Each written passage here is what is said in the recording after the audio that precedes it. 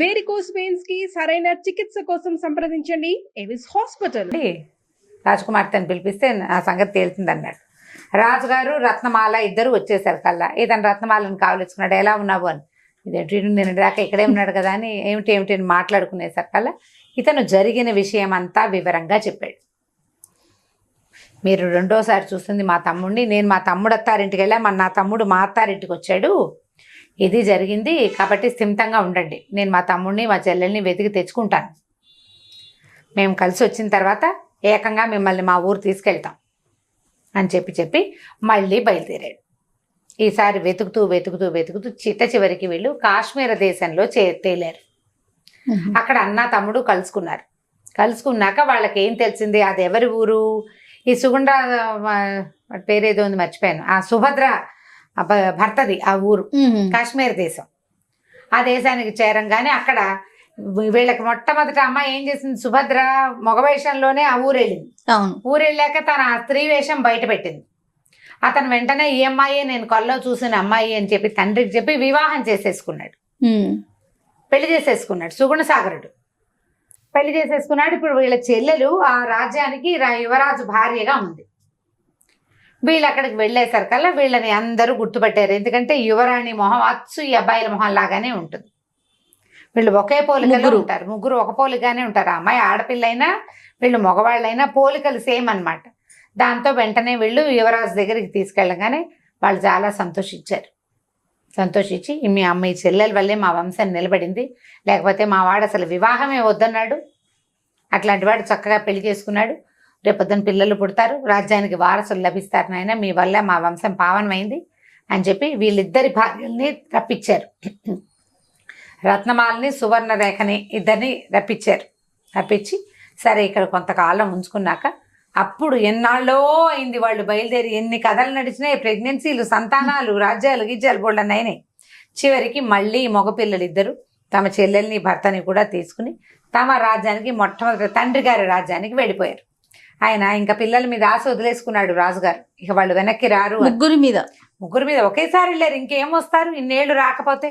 ఆయన ఇంకా ఈ రాజ్యాన్ని ఎవరికి ఇవ్వాలో తెలియక చాలా దిగులు పడుతున్న సమయంలో సంతానంతో సహా కుమారులంతా అక్కడ ప్రత్యక్షం అయ్యేసరికి ఆయన చాలా సంతోషించారు. తర్వాత అబ్బాయిలు ఇద్దరు రాజ్యానికి 2 భాగాలు చేసుకుని రాజులైపోయారు. అమ్మాయి ఏమో కాశ్మీర్ దేశానికి రాణి అయిపోయింది. వాళ్ళంతా హాయిగా ఉన్నారు. ఆనాడు సుభద్రకి బ్రహ్మరాక్షసుడు ఇచ్చినటువంటి బహుమతిగా ఇచ్చిన పెట్టెని నువ్వు చూసావు ఓహో అని చెప్పాడు. ఆ తర్వాత వాళ్ళు మజిలీలోకి వెళ్ళిపోయారు. ఈ కథల మధ్యలో కూడా 2 మజిలీలు ఉన్నాయి. కథలు వరుసగా చెప్పేసుకుని మనం మజిలీలు చెప్పట్లా, వీళ్ళు 39వ మజిలీలోకి వచ్చారు. 39 మజిలీలో కూడా ఏమైందంటే ఒక విచిత్రం.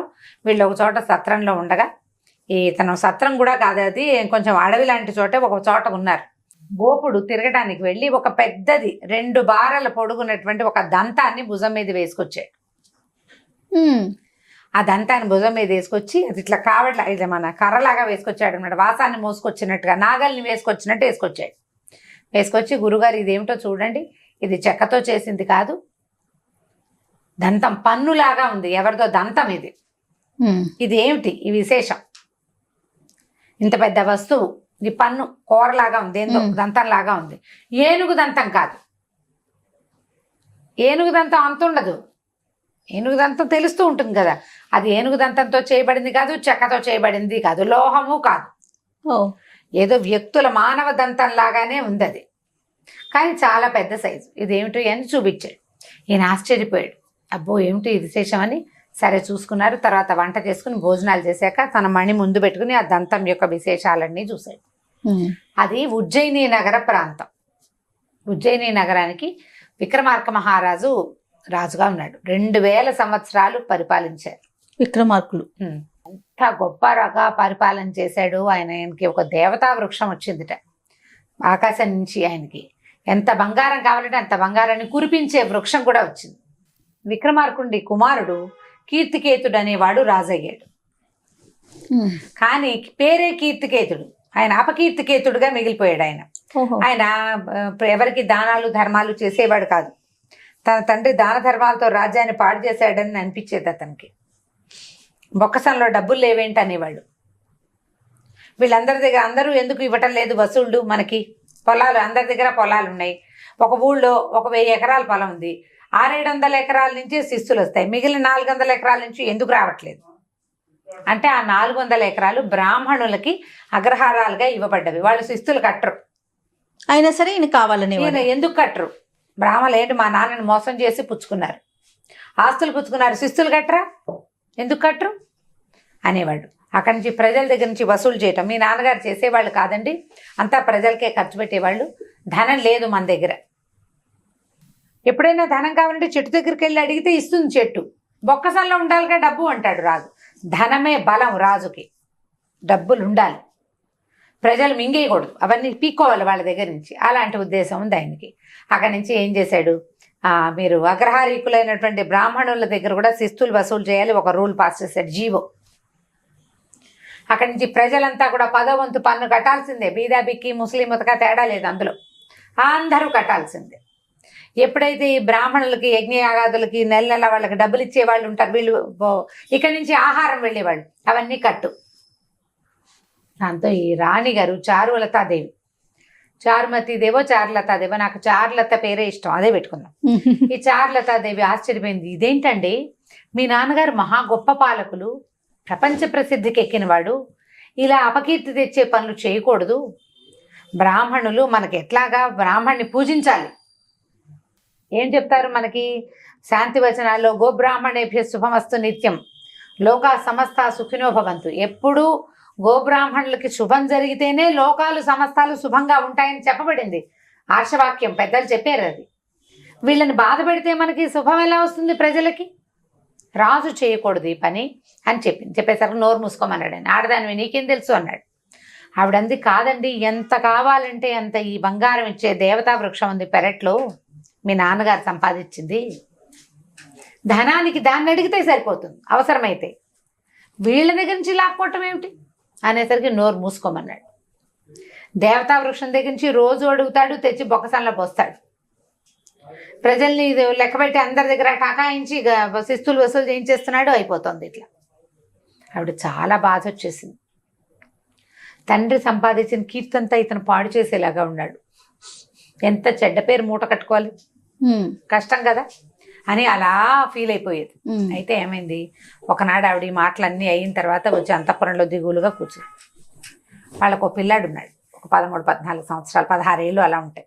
వాడు రోజు గురువుగారి దగ్గరికి వెళ్ళి పాఠం చదువుకుని వస్తాడు, పొద్దున్నే వెళ్ళిపోతాడు. సాయంకాలం రాగానే అమ్మ అంటూ వస్తే పిల్లాన్ని దగ్గరికి తీసుకుని కావలించుకునేది, హగ్ చేసుకునేది వాళ్ళమ్మ. ఈడు అమ్మ అంటే ఆవిడేం మాట్లాడలేదు, ఎట్లాగో చూస్తుంది శూన్యంలోకి. ఆశ్చర్యపడి, ఎందుకమ్మా అలా ఉన్నావు, ఏమైనా ఇబ్బంది అయిందా అంటే అప్పుడు ఆవిడ చాలా బాధపడి కొడుకుతోటి చెప్పింది. విజయభాస్కరుడు ఆ పిల్లాడి పేరు. నాయన, చాలా గొప్ప పాలకుడు మీ తాత, మరి మీ నాన్నేమో ఇలాగ అపకీర్తి పాలు చేసేస్తున్నాడు, ప్రజల్ని పీడించేస్తున్నాడు. ఆయన ఎక్కడికి వెళ్తే అక్కడ సహాయం చేశాడు విక్రమార్క మహారాజు. ఆయన సహాయం తీసుకొని వాడు పృథివిలో లేడు. ఆయన ఏ ప్రాంతానికి వెళ్తే ఆ ప్రాంతంలో ఉన్న ప్రజల కష్టాలు తీర్చేవాడు. ఈయనేమో సొంత ప్రాంతంలోనే ప్రజలకి కష్టాలు తెచ్చేలాగా ఉన్నాడు, ఏం చేయాలో తెలియట్లేదు అంటే, ఏముందమ్మా ఓ పని చేద్దాం, నువ్వు బాధపడద్దు. నాన్న దేవతా వృక్షాన్ని అడిగి డబ్బులు పట్టుకొచ్చేస్తున్నాడు కదా, ఆ డబ్బులు మనం పట్టుకెళ్ళిపోయి ఎవరికైనా దానం చేసేద్దాం, బ్రాహ్మణులకి దానం చేయాలి అంతేగా, ఆ పని చేద్దామన్నాడు కొడుకు. ఈయన రోజు బొక్కసాన్ని నింపేవాడు. పిల్లాడు వెళ్ళి ఆ బొక్కసాల నుంచి డబ్బులు పట్టుకొచ్చేసేవాడు. అమ్మ ఎవరికి దానం చేయమంటే వాళ్ళకి దానం చేసేవాడు. కొన్ని రోజులు గడిచింది. అయితే అక్కడ లెక్కలు రాసే వాళ్ళు ఉంటారు కదా, వాళ్ళు పోయి చెప్పారు, మహారాజా యువరాజు వచ్చి బొక్కసాల నుంచి ధనం తీసుకెళ్తున్నాడండి అని. మరి ఏం చేయాలి, రాణియే చేస్తోందని తెలిసిపోయింది. ఆయన పిచ్చి కోపం వచ్చేసింది రాజుకి. ఇలాగ ఎవరైనా చేస్తారా, ఈ భార్య కొడుకు ఇట్లా చేయొచ్చా, నాకు ఎగనెస్ట్గా చేయొచ్చా? భర్తకు ఎగనెస్ట్గా భార్య చేయకూడదు, తండ్రికి ఎగనెస్ట్గా కుమారుడు చేయకూడదు. చచ్చిపోయిన మా నాన్న, దేశంలో పై లోకాల్లోకి వెళ్ళిపోయిన మా నాన్నకి అన్యాయం చేస్తాను అంటోంది నా భార్య, బతుకున్న నాకే అన్యాయం చేస్తోంది నా కొడుకుతోటి అని తిట్టుకున్నాడు. ఈ పిల్లాడు ఏం చేశాడు, ఒకరోజు ఆ దేవతా వృక్షం దగ్గర నిలబడి ప్రార్థన చేశాడు. నీ దగ్గర నుంచి తీసుకుంటున్న డబ్బు మా తాత దాన ధర్మాలకు ఉపయోగించాడు, నా తండ్రి సొంత బొక్కసని నింపుకుంటున్నాడు, ఇలాంటి అన్యాయమైన పనికి ఎలా సహకరిస్తావమ్మా, నీ దారి నువ్వు వెళ్ళిపోవచ్చు కదా అని ఒక పద్యం చదివాడు. బుడుంగుమని ఆ చెట్టు లేచిడిపోయింది స్వర్గానికి. వెళ్ళిపోయింది. ఆ, ఈ తాట కాపలా వాళ్ళంతా అరిచేర్చి కేకలు పెట్టారు, అయ్యో అయ్యో యువరాజు ఏదో చెప్పాడు, మా దేవతా వృక్షం వెళ్ళిపోతోంది అని. పక్కనే నుంచున్న సైనికులు యువరాజు చెప్పిన వాక్యాలన్నీ యథాతథంగా రాజుగారికి చెప్పేశారు. యువరాజు వచ్చి పద్యం చదివాడండి.